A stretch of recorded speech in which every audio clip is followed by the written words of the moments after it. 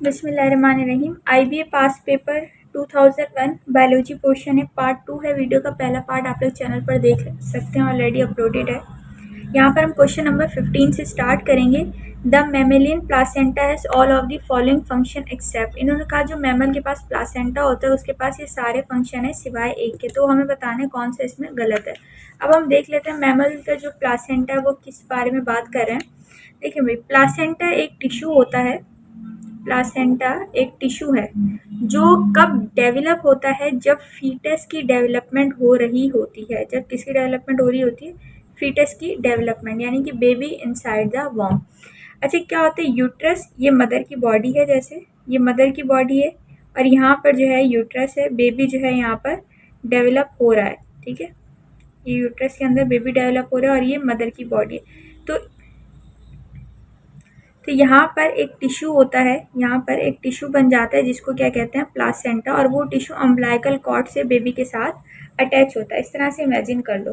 तो ये जो स्ट्रक्चर है ऐसा है कि placenta is a tissue that connect the mother की जो बॉडी है उससे कनेक्ट होता है, और एक साइड से किसके साथ कनेक्ट होता है? फीटस के साथ कनेक्ट होता है।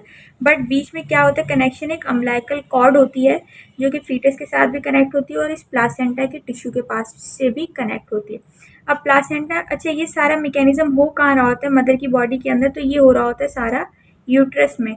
यूट्रस ऐसी जगह है जहाँ पर क्या होती है, जो इम्प्लांटेशन होती है, यानी कि जो ज़ाइगोट जब बनते हैं वो आकर इम्प्लांट हो जाते हैं यूट्रस की वॉल के साथ, उसको हम कहते हैं इम्प्लांटेशन। तब से जो है प्रेगनेंसी काउंट होती है और प्रेगनेंसी स्टार्ट होती है। तो ये सारा मैकेनिज्म का यूट्रस के अंदर जो है फीटस भी है, प्लासेंटा भी है, और यहाँ पर क्या है? ये एक अम्बिलिकल कॉर्ड भी। तो इसके बाहर एक लेयर होती है जिसको हम क्या कहते हैं? इस तरह से होता है, इसके बाहर यहाँ पर एक लेयर होती है जिसको हम कहते हैं एमनियन। तो ये सारा मैकेनिज्म कहाँ आ रहा है? यूट्रस। तो बाहर एमनियन होती है, उसके अंदर प्लासेंटा का टिश्यू होता है, अम्बिलिकल कॉर्ड, देन फीटस। अब जो प्लासेंटा है ना, इस प्लासेंटा के पास आर्टरी भी होती हैं और वीन भी होती हैं। एक डेफिनेशन है जो हम लोग फर्स्ट ईयर में पढ़ते थे, all the arteries carry oxygenated blood except pulmonary artery. तो वहाँ पर जो है पल्मोनरी आर्टरी भी एक्सेप्ट में आती है, और प्लासेंटल आर्टरी भी है ना, ये भी किस में आती है? एक्सेप्ट में आती है। जो प्लासेंटल आर्टरी है ना, वो भी ऑक्सीजनेटेड ब्लड कैरी नहीं करती। तो all the arteries carry oxygenated blood except pulmonary artery and the placental artery. इसी तरह वेन का भी यही था, all the veins carry deoxygenated blood except the pulmonary vein and the placental vein. तो प्लासेंटा के पास जो आर्टरी होती है वो कैसा ब्लड लेकर आती है? ऑक्सीजनेटेड ब्लड लेकर आती हैं। अम्बिलिकल को देती है। अम्बिलिकल किसको देता है? फीटस को देता है। जो फीटस का जो वेस्ट मटेरियल होता है वो सारा यहाँ से एक्सक्रीट होता है, इस अम्बिलिकल वीन के पास जाता है, फिर वो प्लासेंटा से, और प्लासेंटा से मदर की बॉडी से एक्सक्रीट आउट हो जाता है। तो ये प्लासेंटा का टिश्यू है। अच्छा, तो इन्होंने कहा कि प्लासेंटा जो है उसके सारे फंक्शन होते हैं सिवाय एक के। तो प्लासेंटा एक्सक्रीट करता है, तो मैंने कहा प्लासेंटा के पास आर्टरी होती है और वीन होती है। तो प्लासेंटा की जो वीन है उसके अंदर सारा एक्सक्रीटिव प्रोडक्ट आता है फीटस का, और वहाँ से मदर की बॉडी से एक्सक्रीट आउट होता है। प्लासेंटा से न्यूट्रिशन मिलती है क्योंकि प्लासेंटा के पास आर्टरी है जो ऑक्सीजनेटेड ब्लड भी देती है, एनर्जी देती है, न्यूट्रिशन देती है बेबी को। Hormone secretion, placenta hormone secrete करता है। एक हार्मोन जो प्लासेंटा सिक्रीट करता है वो है HCG, human chorionic gonadotropin hormone, इसकी फुल फॉर्म है ह्यूमन कोरियोनिक गोनेडोट्रोपिन। गोनड्स जो हैं, ये जो वर्ड है, ये वर्ड यूज़ किया जाता है रिप्रोडक्टिव ग्लैंड्स या रिप्रोडक्टिव ऑर्गन्स के लिए। तो गोनड्स का मतलब होता है रिप्रोडक्शन या रिप्रोडक्टिव से रिलेटेड कोई चीज़ है। तो ह्यूमन कोरियोनिक गोनेडोट्रोपिन हार्मोन कहाँ से रिलीज होता है? प्लासेंटा से। और प्लासेंटा कब बनता है? जब इम्प्लांटेशन हो जाती है, यानी कि जब प्रेगनेंसी स्टार्ट हो जाती है। तो ये जो हार्मोन है ये रिलीज करता है प्लासेंटा। इस हार्मोन का काम क्या है? ये नोजिया और वोमिटिंग इंड्यूस और वोमिटिंग वगैरह इंड्यूस करवाता है। और ये हार्मोन कहाँ कहाँ पर होता है? ब्लड में भी आता है, और इसका जो है हार्मोन जो है ये यूरिन में भी हमें दिखता है। तो जब भी फीमेल को जब स्टार्ट ऑफ प्रेगनेंसी में नोजिया फील होता है और वोमिटिंग वगैरह होती है तो वो इस हार्मोन की वजह से होती है। और जब यूरिन टेस्ट के जरिए प्रेगनेंसी का पता करते हैं तो यूरिन टेस्ट के अंदर जो है ये हार्मोन प्रेजेंट होता है, जिससे पता चलता है कि फीमेल जो है वो प्रेग्नेंट है। उसके अलावा एक और हार्मोन भी सीक्रेट करती है प्लासेंटा, जिसको हम कहते हैं प्रोजेस्टेरॉन। प्रोजेस्टेरॉन एक ऐसा हार्मोन है, इस हार्मोन का काम है यूट्रस की जो लेयर होती है ना, यूट्रस की एक लेयर होती है एंडोमेट्रियम। एंडोमेट्रियम की लेयर को क्या करता है, ये हार्मोन थिक करके रखता है। तो ड्यूरिंग प्रेगनेंसी प्लासेंटा बना हुआ है, तो प्लासेंटा से प्रोजेस्टेरॉन हार्मोन आता रहेगा, जिसकी वजह से एंडोमेट्रियम थिक होती रहेगी। क्यों थिक करके रखना है, क्योंकि यूट्रस के अंदर ही जो है बेबी की डेवलपमेंट हो रही होती है।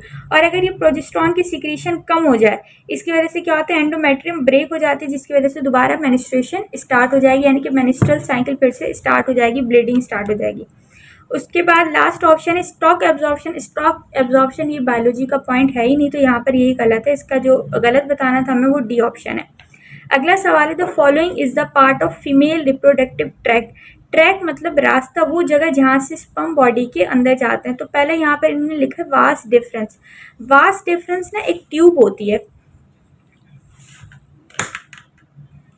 यहाँ पे इन्होंने बोला भाई वास डिफरेंस। वास डिफरेंस क्या है भाई, एक ट्यूब है, मेल्स के अंदर होती है ये, ठीक है। ये ट्यूब क्या करती है, देखो जो मेल के पास होते हैं टेस्टिस होते हैं, टेस्टिस के बाद एक ट्यूब आती है, टेस्टिस के अंदर एक ट्यूब बनती है जिसको कहते हैं एपिडाइडिमस, और एपिडाइडिमस के बाद एक और ट्यूब आती है जिसको कहते हैं वास डिफरेंस, और वास डिफरेंस के बाद ये ट्यूब किसके अंदर खुल जाती है, यूरिथ्रा के अंदर।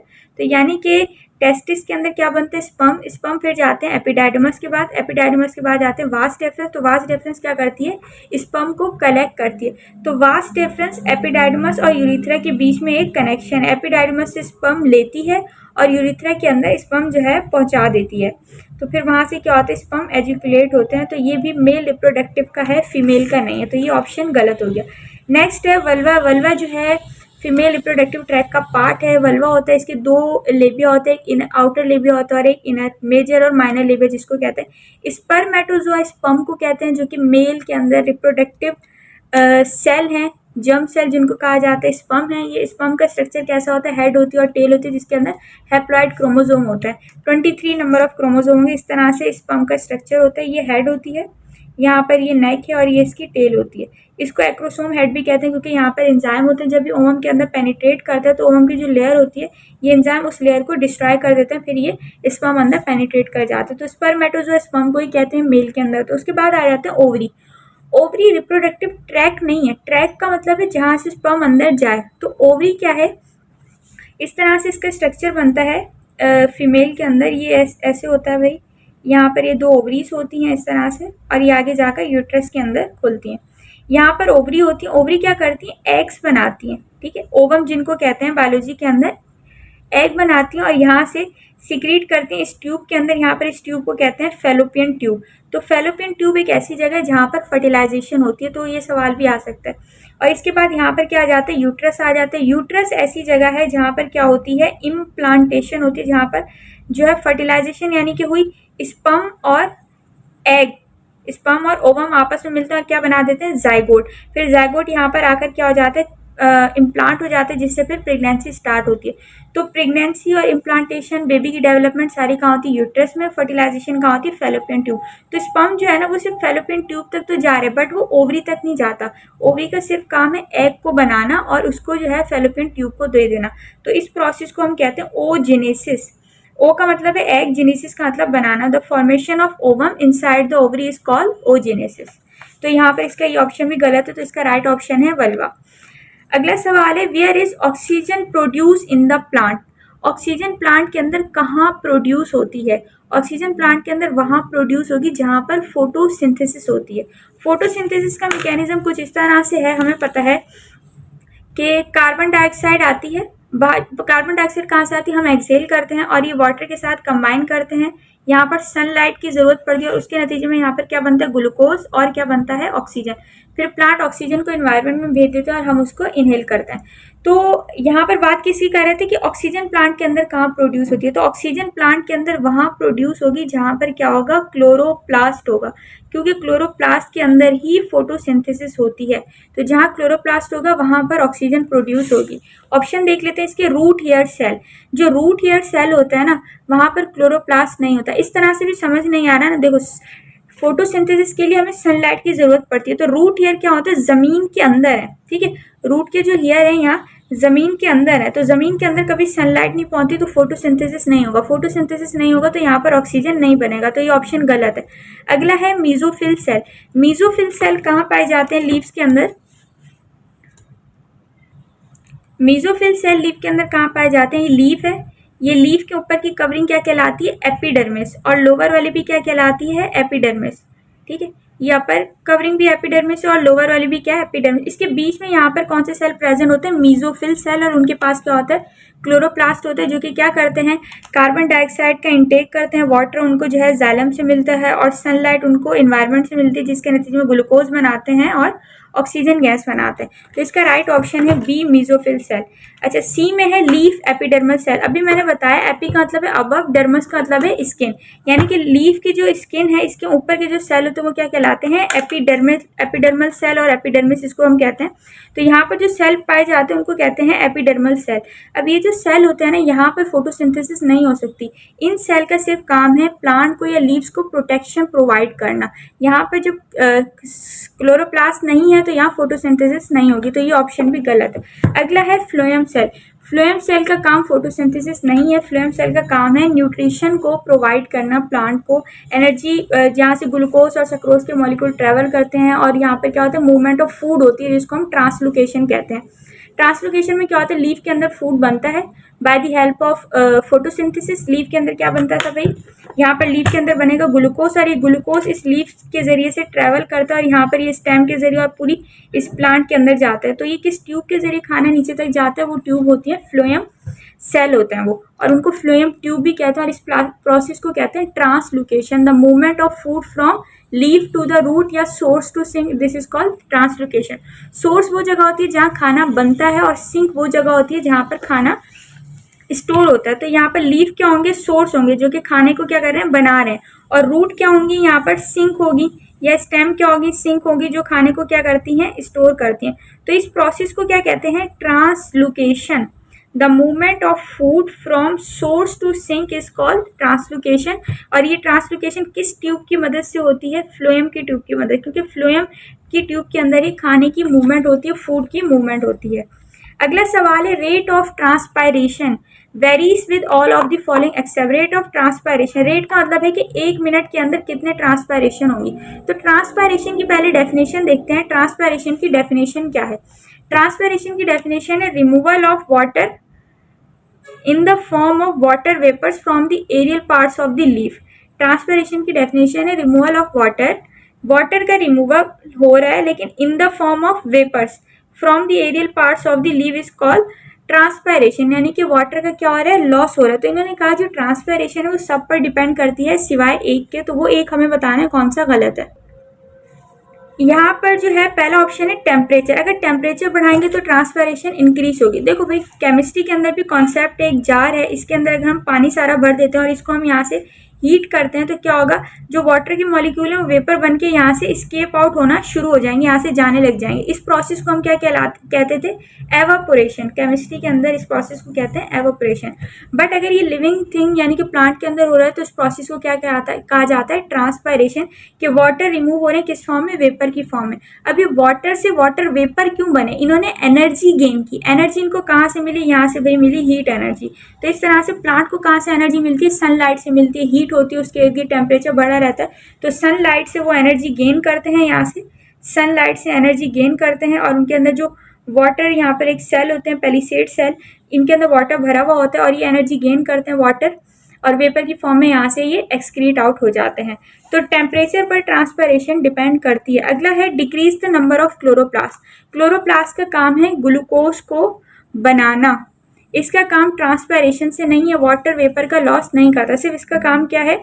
कार्बन डाइऑक्साइड ये लेते हैं, वाटर के साथ कंबाइन कराता है और क्या करता है? ये ग्लूकोज बनाते हैं, बस ये ऑक्सीजन को वहाँ से रिलीज भी करवाता है। ट्रांसपायरेशन से इसका कोई रिलेशन नहीं है। दूसरा है लाइट। लाइट की इंटेंसिटी की बात करें, अगर लाइट की इंटेंसिटी ज़्यादा हो जाएगी जिसकी वजह से हीट ज़्यादा मिलेगी, टेम्परेचर ज़्यादा मिलेगा, जिसकी वजह से क्या होगा? ट्रांसपायरेशन का रेट बढ़ जाएगा। अगला है विंड। विंड है हवा। अच्छा, हवा का बच्चों को समझ में नहीं आता। देखिए भाई, ये लीफ है, ये लीफ है, इसके ऊपर क्या है भाई? वेपर्स ऐसे समझ लो यहाँ पर जमा हो गए, वाटर वेपर्स यहाँ पर जो है आकर जमा हो रहे हैं। तो जब हवा ज़्यादा चलेगी तो ये वेपर जल्दी हटेंगे, फिर दूसरे आ जाएंगे अंदर से, हवा और चलेगी तो जल्दी जल्दी रेट ऑफ ट्रांसपायरेशन होगी। जितनी तेज़ हवा चलेगी उतनी ज़्यादा रेट ऑफ ट्रांसपायरेशन होगी। तो ये हवा पर भी डिपेंड करती है।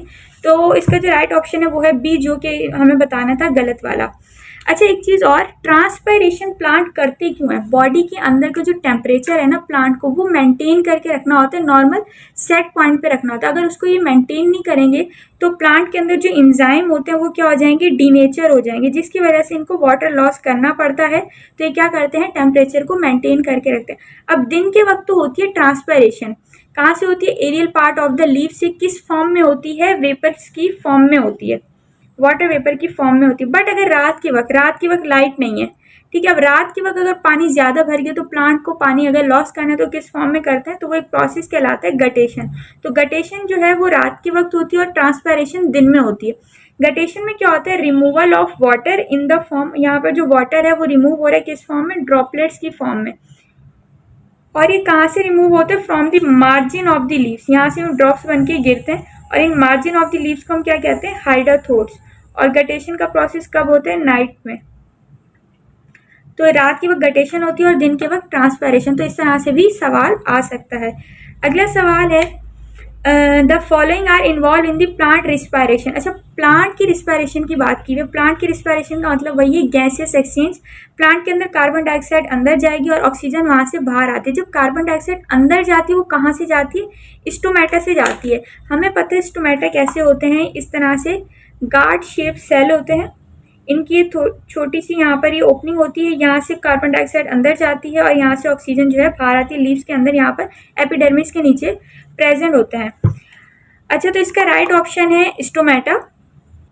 अच्छा, एक चीज और होती है, एनिमल के अंदर भी गैसेस एक्सचेंज होती है, ह्यूमन के अंदर भी गैसेस एक्सचेंज होती है। वो भी यही है कि कार्बन डाइऑक्साइड अंदर जाती है और ऑक्सीजन जो है वहां से बाहर आती है। इसी तरह प्लांट के अंदर उल्टा, प्लांट क्या करते हैं, कार्बन डाइऑक्साइड का, ओ सॉरी ये मैंने गलत बता दिया, हमारे अंदर क्या होता है, कार्बन डाइऑक्साइड बाहर आती है, ठीक है, और ऑक्सीजन का हम क्या करते हैं, इनहेल करते हैं। बट प्लांट क्या करते हैं, कार्बन डाइऑक्साइड का इंटेक करते हैं और ऑक्सीजन का एक्सहेल करते हैं।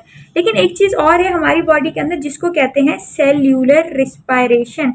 प्लांट के अंदर रिस्पायरेशन का मतलब है गैसेस एक्सचेंज, बट हमारे अंदर जो रिस्पायरेशन होती है उसको कहते हैं हम सेल्यूलर रिस्पायरेशन। एक तो रिस्पायरेशन गैसेस एक्सचेंज वाली, एक और होती है जिसको कहा जाता है सेल्यूलर रिस्पायरेशन। इसका मतलब होता है सेल के लेवल पर एनर्जी का मिलना, उसको कहा जाता है सेल्यूलर रिस्पायरेशन। जैसे एग्जाम्पल लो, हमारी बॉडी के अंदर एक मसल का सेल है। इस मसल के सेल के अंदर क्या होता है भाई, ग्लूकोज स्टोर हुआ होता है। तो ऑक्सीजन आएगा, जब हम सांस लेते हैं ना तो ये ऑक्सीजन हमारे मसल के टिश्यू के पास जाएगा कैपिलरीज के जरिए। और जब ग्लूकोज को ऑक्सीजन मिलता है तो ग्लूकोज टूटता है। जब ये टूटता है तो हमें क्या देता है, हमारे मसल को एनर्जी देता है, जिसको हम कहते हैं एटीपी। तो सेलुलर रिस्पायरेशन यानी कि सेल के लेवल पर रिस्पायरेशन हुई, यानी कि ऑक्सीजन की मिली, ग्लूकोज टूटा और एनर्जी मिली। इस प्रोसेस को कहते हैं सेलुलर रिस्पायरेशन। और ये सिर्फ किसके अंदर होता है, ह्यूमंस के अंदर और एनिमल्स के अंदर होता है, प्लांट के अंदर नहीं होता, क्योंकि प्लांट ऑक्सीजन को कभी इनहेल नहीं करते। हम ही सिर्फ हैं जो ऑक्सीजन को इनहेल करते हैं।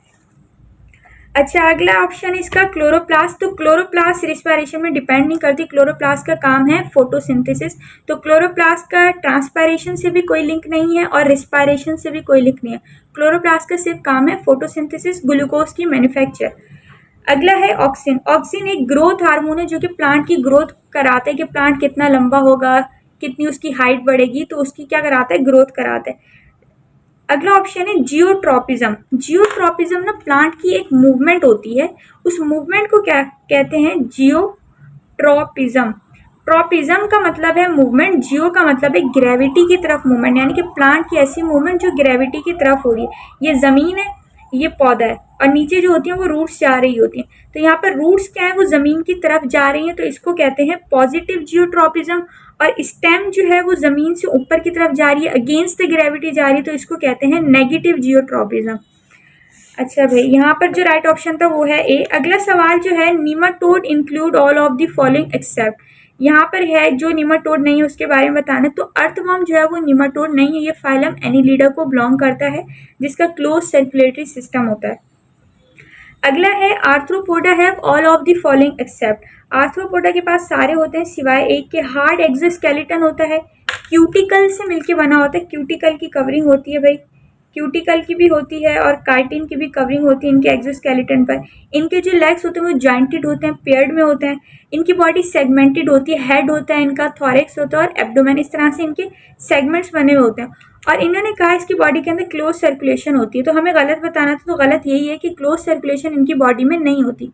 क्लोज सर्कुलेशन का मतलब है कि जो ब्लड ट्रैवल कर रहा है, जो ब्लड बॉडी के अंदर घूम रहा है, वो किसके अंदर घूम रहा है, इन वेसल के अंदर ब्लड ट्रैवल कर रहा है, यहाँ पर ब्लड ट्रैवल कर रहा है। बट आर्थ्रोपोडा के अंदर क्या होता है, ब्लड वेसल नहीं होती, तो उनके अंदर जो सर्कुलेटरी सिस्टम होता है वो ओपन होता है, तो ब्लड और जो टिश्यू के अंदर एक फ्लूइड भरा हुआ होता है उसको हम कहते हैं लिम्फ, ये दोनों क्या हो जाते हैं, मिक्स हो जाते हैं। तो आर्थ्रोपोडा के अंदर क्या चीज पाई जाती है, हीमोलिम्फ। अब हीमोलिम्फ क्यों है, क्योंकि इनके पास कैसा सर्कुलेटरी सिस्टम है, ओपन है, इनके पास ब्लड वेसल नहीं है, और क्या होता है, लिम्फेटिक वेसल भी नहीं होती, जिसकी वजह से इनका ब्लड और लिम्फ आपस में मिक्स होता रहता है। बट ह्यूमंस के अंदर, हमारे अंदर, मैमल्स के अंदर क्या होता है, ब्लड अलग वेसल के अंदर ट्रैवल करता है, ब्लड वेसल के अंदर, लिम्फ जो है वो लिम्फेटिक वेसल के अंदर ट्रैवल करता है, तो ब्लड अलग होता है और लिम्फ अलग होता है। इसकी एग्जांपल में कॉकरोच आता है, जब कॉकरोच को मारो तो उसमें से व्हाइटिश निकलता है, तो उसका ब्लड होता है जो लिम्फ के साथ मिक्स हुआ होता है। अगला सवाल है, रॉड शेप बैक्टीरिया और कॉल बेसिलाई को रॉड शेप बैक्टीरिया कहते हैं। प्लाज्मोडिया जो है वो प्रोटोजोआ है जो कि मलेरिया कॉज कराता है, मच्छर के काटने से होता है, एनोफिलिस मॉस्किटो के काटने की वजह से होता है। एनोफिलिस मॉस्किटो के पास एक प्लाज्मोडियम होता है जो कि उसके मुंह के अंदर होता है, जब वो बाइट करता है किसी को, काटता वगैरह है, तो ह्यूमंस की बॉडी के अंदर क्या होता है, प्लाज्मोडियम चले जाते हैं और ये जाकर डायरेक्ट किस पर एक्ट करते हैं, लिवर पर एक्ट करते हैं, जिसमें ये रेड ब्लड सेल को क्या करते हैं, रेड ब्लड सेल को तोड़ना शुरू कर देता है। अब मलेरिया के अंदर क्या होता है, रेड ब्लड सेल का जो काउंट होता है वो कम आ रहा होता है और प्लाज्मोडिया जो है वो प्रेजेंट होता है। अगला है कोकाई ओवल शेप बैक्टीरिया को कहते हैं और स्पाइरल शेप बैक्टीरिया को कहते हैं। इसका राइट ऑप्शन ए है। अगला सवाल है, most highly develop plants are, highly develop plants कौन से हैं, तो सेप्रोफाइट एक ऐसे प्लांट हैं या ऐसे ऑर्गेनिज्म हैं जिन पर जो है, जो कि डेड ऑर्गेनिक मटेरियल पर डिपेंड करते हैं, यानी कि जैसे सेप्रोफाइट हैं, ये ऐसी जगह पर उगते हैं जहाँ पर डेड ऑर्गेनिक मटेरियल होता है, तो ऐसी जगह पर उगने वाले पौधों को कहते हैं सेप्रोफाइट, और इन पर जो फंगस ऐड करते हैं डेड ऑर्गेनिक मटेरियल पर, उनको कहते हैं सेप्रोट्रॉफिक फंगस। एंजियोस्पर्म है भाई इसका राइट ऑप्शन, जिसके पास फ्लावर होते हैं। जिम्नोस्पर्म भी एडवांस है बट इनके पास फ्लावर नहीं होते। एडवांस का क्या मतलब, इसके पास जाइलम होता है, फ्लोएम होता है, इसके पास भी जाइलम फ्लोएम है बट इसके पास फ्लावर होते हैं, इसके पास फ्लावर नहीं होते। ब्रायोफाइट के पास तो वेस्कुलर बंडल ही नहीं होता, तो ये एडवांस नहीं है। तो ऐसे भी आ सकते हैं कि कौन से हैं जो एडवांस नहीं है, प्रिमिटिव है, तो वो ब्रायोफाइट आता है। अगला है, when hybrid are cross the genotype of the offspring. अच्छा, इन्होंने कहा अब यहाँ पर हाइब्रिड का क्रॉस करना है। हाइब्रिड का मतलब होता है दो डिफरेंट चीज़ों का कॉम्बिनेशन। जैसे इन्होंने कहा हाइब्रिड का क्रॉस कराओ, जैसे हमने दो जीन, एक जीन ले लिया, एक एलील ले लिया हमने अलग अलग, एक कैपिटल टी और एक स्मॉल टी, ये हाइब्रिड कहलाता है। अगर इस तरह से होता तो ये हाइब्रिड नहीं होता, अगर इस तरह होता तो ये भी हाइब्रिड नहीं होता। लेकिन ये कंडीशन क्या कहलाती है, हाइब्रिड कहलाती है, जिसको हम हेट्रोजाइगस भी कहते हैं। हेट्रोजाइगस और हेट्रोजाइगस डोमिनेंट भी कहते हैं, क्योंकि इसमें जो डोमिनेंट कैरेक्टर है वो टॉल वाला अपीयर होगा जनरेशन के अंदर। अब इसका क्रॉस कुछ इस तरह से बनाया जाता है कि स्क्वायर बनाया जाता है, जिसको प्यूनिट स्क्वायर भी कहते हैं। यहाँ पर ये वाले अल्फाबेट लिख देंगे हम, कैपिटल टी स्मॉल टी, यहाँ पर ये वाले लिख देंगे कैपिटल टी, फिर इनको इनसे मल्टीप्लाई कराते हैं, कैपिटल टी फिर कैपिटल टी और स्मॉल टी।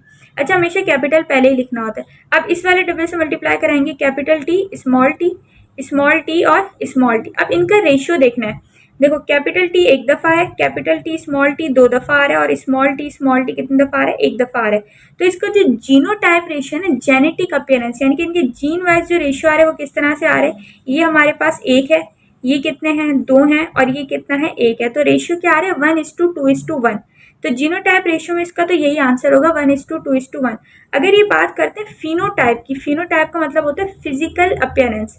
तो देखो कैपिटल टी है, तो जनरेशन कैसी अपीयर होगी, यहाँ पर प्लांट कैसे होंगे, टॉल होंगे, यहाँ पर भी प्लांट कैसे अपीयर होंगे, टॉल होंगे, हेट्रोजाइगस में भी, क्योंकि टी क्या है, डोमिनेंट है। और यहाँ पर प्लांट कैसे अपीयर होंगे, डिवार्फ होंगे, यानी कि जिनको शॉर्ट कहते हैं। तो यहाँ पर जिसका फिनोटाइप रेशियो बनेगा वो क्या बनेगा, 3:1। तो सवाल ऐसे भी आ सकता है, अगर फिनोटाइप पूछे तो 3:1 है, अगर जीनोटाइप पूछा तो क्या रेशियो बनेगा, 1:2:1। तो इसका राइट ऑप्शन है सी। अगला है, द फॉलोइंग में कॉज म्यूटेशन। म्यूटेशन का पहले मतलब देख लेते हैं। म्यूटेशन का मतलब होता है a permanent change in DNA, DNA के अंदर कोई परमानेंट चेंज का आ जाना वो कहलाता है म्यूटेशन, जिसकी वजह से कोई फंक्शन बॉडी के अंदर लॉस हो जाता है।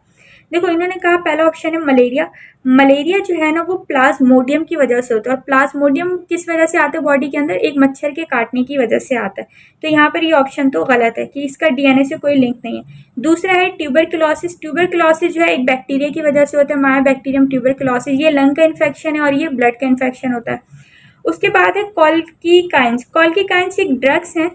कॉल्की कॉल्कीकाइंस एक ड्रग है। देखें भाई, बॉडी के अंदर एक कंडीशन हो जाती है, यूरिक एसिड का जो लेवल है वो बढ़ जाता है। जब यूरिक एसिड का लेवल बढ़ जाता है तो इस कंडीशन को कहते हैं गाउटी आर्थराइटिस। गाउटी आर्थराइटिस। आर्थराइटिस मतलब जॉइंट के अंदर इन्फ्लेमेशन हो रही है। और गाउटी कह रहे हैं कि जो पैर का जो अंगूठा होता है ना उसके अंदर क्या होती है, दर्द शुरू हो जाता है और पेन शुरू होता है और इन्फ्लेमेशन हो जाती है यूरिक एसिड के बढ़ने की वजह से। तो जो ड्रग्स हैं कॉल्कीकाइंस, ये क्या करती हैं, यूरिक एसिड के लेवल को कम करती हैं, यानी कि ट्रीट करती हैं किसको, गाउटी आर्थराइटिस को। तो ये ऑप्शन भी यहाँ पर नहीं है। आखिरी बचे यहाँ पर यूवी रेस, अल्ट्रावायलेट रेडिएशन। अब अल्ट्रावायलेट रेडिएशन की ना थोड़ी सी कहानी देख लेते हैं। भाई ये ज़मीन है, अर्थ है। अर्थ के यहाँ पर ना बाहर एक लेयर होती है जिसको कहते हैं हम ओजोन लेयर। कौन सी लेयर होती है ये, ओजोन लेयर, जिसका फॉर्मूला है O3। ऑक्सीजन का होता है O2। यहाँ पर है सूरज। सूरज से जब रोशनी आती है ना तो इसकी वेवलेंथ होती है, एनर्जी की क्या होती है, वेवलेंथ होती है। कहाँ से कहाँ तक, 4000 नैनोमीटर से 7000 नैनोमीटर। ये जो वेवलेंथ है ये कौन सी होती है, विजिबल होती है, जिसके अंदर विबगायोर के कलर आते हैं, वायलेट, इंडिको, ब्लू, ग्रीन, येलो, ऑरेंज और रेड। वायलेट से अगर नीचे जाएंगे तो कौन सी रेडिएशन स्टार्ट हो जाएंगी, अल्ट्रावायलेट। और रेड से ऊपर जाएंगे तो रेडिएशन कौन सी स्टार्ट हो जाएंगी, इंफ्रारेड। तो यहाँ पर जो ओजोन लेयर है ना, इसका काम था जो विजिबल वाली लाइट है उसको जमीन पर भेजना, उसको ज़मीन पर भेजना। अल्ट्रावायलेट और इंफ्रारेड को ज़मीन पर ये नहीं भेजती, ताकि अगर अल्ट्रावायलेट और इंफ्रारेड ज़मीन पर आने लग जाएंगी तो बहुत सारी बीमारियां हो जाती हैं, स्किन कैंसर हो जाते हैं, डीएनए के अंदर म्यूटेशन हो जाती है। अब क्या है, ये ओजोन लेयर जो है ना ये थोड़ी सी थिन हो गई है, पतली हो गई है, या इसके अंदर कुछ होल्स हो गए हैं, छोटे छोटे से सुराख हो गए हैं। क्यों ये डैमेज हो रही है ओजोन लेयर, इसका कॉज है क्लोरोफ्लोरोकार्बन। क्लोरोफ्लोरोकार्बन जो है वो रेफ्रिजरेटर से रिलीज होती है, जो क्या करती है, ओजोन लेयर को डैमेज करती है। अब ओजोन लेयर डैमेज हो गई है तो क्या होता है, अल्ट्रावायलेट रेस जो है, जो जमीन के अंदर नहीं आनी चाहिए थी, यहाँ से रिफ्लेक्ट बैक करनी चाहिए थी, वो क्या हो रही है, एब्जॉर्ब होकर अर्थ पर आ रही हैं। जब ये अर्थ पे आएंगे तो अर्थ पर हमें पता ऑब्वियसली पॉपुलेशन है, ह्यूमन पॉपुलेशन है, एनिमल पॉपुलेशन है, यहाँ पर इंसान भी रहते हैं। जब ये अल्ट्रावायलेट रेडिएशन आएंगी ना जमीन पर तो ह्यूमन का जो डीएनए है उस इंसान की स्किन पर एक्ट करेंगे ऑब्वियसली। तो इंसान का जो डीएनए होता है ना वो हमें पता है कैसा होता है, डबल स्ट्रैंडेड। वो इस तरह से इंसान का जो डीएनए होता है वो होता है डबल स्ट्रैंडेड हेलिकल स्ट्रक्चर। अब देखो यहाँ पर जो बेस है वो एडेनिन की है, यहाँ पर कौन सी होगी, थायमीन की होगी। यहाँ पर गुआनिन है तो इसके सामने क्या होगी, साइटोसिन। एडेनिन और थायमीन के बीच में यहाँ पर क्या होता है, बॉन्डिंग हुई भी होती है जिसको हम हाइड्रोजन बॉन्डिंग कहते हैं। और गुआनिन और साइटोसाइन के बीच में भी क्या होती है, हाइड्रोजन बॉन्डिंग होती है। इस तरह से बेसिस चलती है। 3 नाइट्रोजनस बेसिस को जो है जोड़कर एक अमाइनो एसिड बनता है। फिर उस अमाइनो एसिड जब आपस में मिलते जाते हैं तो फिर क्या बनता है, प्रोटीन बनता है। अब इसके अंदर क्या होता है, जब स्किन पर या स्किन के स्ट्रक्चर पर जब अल्ट्रावायलेट रेस पड़ती है तो ये डीएनए की जो बॉन्डिंग है ये सामने से क्या होती है, टूट जाती है।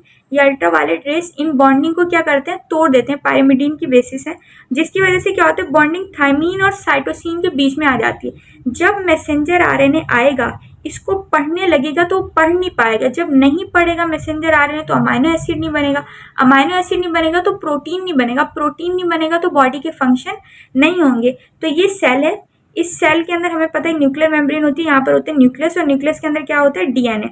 अब डीएनए की कॉपी बन के साइटोप्लाज्म में आती है। जब डीएनए की कॉपी बनती है किस फॉर्म में बनती है, वो मैसेंजर आरएनए की फॉर्म में बनकर आती है। डीएनए की जो कॉपी बनती है वो मैसेंजर आरएनए की फॉर्म में बनकर आती है ना, इसको कहा जाता है ट्रांसक्रिप्शन। और ट्रांसक्रिप्शन कहाँ होती है, न्यूक्लियस के अंदर। और दूसरा स्टेप कहलाता है ट्रांसलेशन। ट्रांसलेशन में क्या होता है, मैसेंजर आरएनए बाहर आया, अमाइनो एसिड को पढ़कर आता है और अमाइनो एसिड को जोड़ के यहाँ पर क्या बनाया जाता है, प्रोटीन बनाया जाता है। तो इस स्टेप को कहते हैं ट्रांसलेशन। अब डीएनए का स्ट्रक्चर ही खराब हो गया था तो इसकी कॉपी बन के बाहर नहीं, जब कॉपी बन के बाहर नहीं है तो अमाइनो एसिड नहीं बनेगा, अमाइनो एसिड नहीं बनेगा तो प्रोटीन नहीं बनेगा। अब वो प्रोटीन जो स्ट्रक्चर बनाता होगा वो स्ट्रक्चर बॉडी का नहीं बनेगा। तो इस तरह से अल्ट्रावायलेट रेज जो है वो डीएनए को डैमेज करती हैं। एक और रेज भी होती है आयनाइजिंग रेडिएशन, जो क्या करती है, अंदर जाकर एक फ्री रेडिकल जनरेट कर देते हैं। वो फ्री रेडिकल क्या करते हैं, डीएनए के बॉन्ड्स को तोड़ने लग जाता है। तो यहाँ पर जो राइट ऑप्शन है वो है सी, अल्ट्रावायलेट रेज।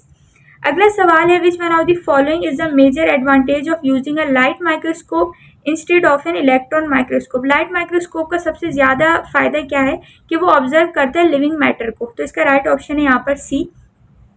अगला सवाल है, which one of the following possesses the most prominent Golgi apparatus. इन्होंने कहा वो कौन से जिसके पास सबसे ज्यादा गोल्गी एपरेटस पाया जाता है।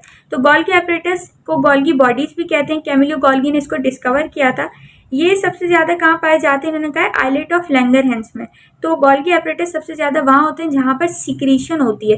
तो आइलेट ऑफ लैंगरहैंस एक सेल है जो कि हमारी बॉडी के अंदर कहाँ पर होते हैं, पेनक्रियास के अंदर होते हैं। अब पेनक्रियास क्या सिक्रीट करता है, डाइजेस्टिव एंजाइम करते हैं, डाइजेस्टिव एंजाइम सीक्रेट करते हैं जो कि स्मॉल इंटेस्टाइन के अंदर जाते हैं और डाइजेशन का रोल प्ले करते हैं। तो इसका राइट ऑप्शन है ए। रेटिनल रॉड सेल, ये भी इसका राइट ऑप्शन नहीं है। स्टीरिएटेड मसल सेल, ये मसल सेल की बात करें, स्केलेटल मसल सेल, वो कुछ सीक्रेट नहीं करते। और दूसरे जाइलम ट्रैकिड, इनका काम होता है वाटर की ट्रांसपोर्ट कराना। तो ये ऑप्शन भी गलत है, यहाँ पर राइट ऑप्शन है ए। ये भी पूछ सकते हैं गोल्गी एपरेटस किस ऑर्गन में पाए जाते हैं, तो वो किस ग्लैंड में पाए जाते हैं, तो वो पेनक्रियास है। अच्छा, पेनक्रियास को ना एक्सोक्राइन ग्लैंड भी कहते हैं, ठीक है, एक्सोक्राइन ग्लैंड कहते हैं और इसको एंडोक्राइन भी कहते हैं। दोनों ग्लैंड कहा जाता है, एक्सोक्राइन भी और एंडोक्राइन भी। इस वजह से इसकी ना एक टर्म इस्तेमाल करते हैं हम, हेट्रोक्राइन। हेट्रोक्राइन यानी कि एंडोक्राइन का मतलब था कि ऐसी सिक्रीशन जो डायरेक्ट वो ब्लड के अंदर डाले। तो वो हार्मोन सिक्रीट करता है, दो तरह के हार्मोन है, ग्लूकागॉन और इंसुलिन। और एक्सोक्राइन में वो क्या सिक्रीट करते हैं, एंजाइम सिक्रीट करते हैं, बट वो ट्यूब के अंदर सिक्रीट होता है। तो पेनक्रियाटिक डक्ट से आते हैं वो स्मॉल इंटेस्टाइन के अंदर। तो एक्सोक्राइन का मतलब क्या है, ट्यूब के अंदर सिक्रीशन कराना। और सिक्रीशन किसकी होती है, एंजाइम की। एंडोक्राइन का मतलब है सिक्रीशन, यानी कि ब्लड के अंदर डायरेक्ट सिक्रीट करना। तो ब्लड के अंदर डायरेक्ट क्या सिक्रीट करते हैं, हार्मोन। दो हार्मोन है, ग्लूकागॉन और दूसरा इंसुलिन, जो कि ग्लूकोज पर एक्ट करते हैं। अगला सवाल है, which of the following is a characteristic of mitochondria. तो इन्होंने कहा माइटोकॉन्ड्रिया जो है प्रोटीन को तोड़ने वाले एंजाइम स्टोर करके रखते हैं। नहीं भाई, माइटोकॉन्ड्रिया के पास नहीं होते प्रोटीन को तोड़ने वाले एंजाइम। प्रोटीन को तोड़ने वाले एंजाइम स्टमक के अंदर होते हैं, और स्टमक के अंदर भी वो इनएक्टिव फॉर्म में पड़े हुए होते हैं। किस फॉर्म में होते हैं, पेप्सिनोजिन। जब हम प्रोटीन वगैरह खाते हैं, गोश्त वगैरह खाते हैं, तो HCl हमारे स्टमक से रिलीज होता है और पेप्सिनोजिन को एक्टिव करता है। किस फॉर्म में, पेप्सिन में। और ये पेप्सिन है जो प्रोटीन को डाइजेस्ट करवाता है। तो यहाँ पर ऑप्शन ए गलत है। अगला है, they provide the site for anaerobic respiration. Anaerobic respiration नहीं करवाता, ये एरोबिक रिस्पायरेशन कराते हैं, यानी कि ऑक्सीजन आएगा, ठीक है। क्या चीज आएगी, ये वो वाला इसका मतलब ऑक्सीजन आया, कहाँ गया, टिश्यू के पास। टिश्यू के अंदर क्या स्टोर था, ग्लूकोज, और ग्लूकोज टूटता तो क्या मिलती है, एनर्जी। तो इस स्टेप को कहते हैं एरोबिक रिस्पायरेशन।